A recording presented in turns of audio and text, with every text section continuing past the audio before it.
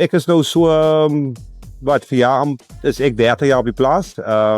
My pa het omtrent so 50 jaar met aardappels geboer toe ons op die plaas gekom het.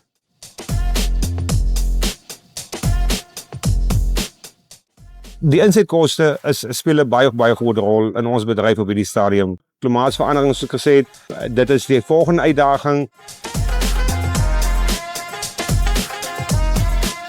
Jy plant altyd lekker, maar jy oes nie altyd lekker nie, want dis nie altyd te sê dat jy 'n goeie oes het nie.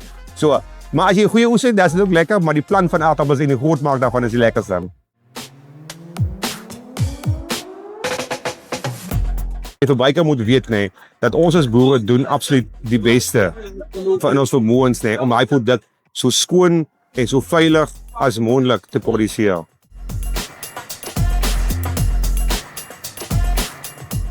Chips is die ding.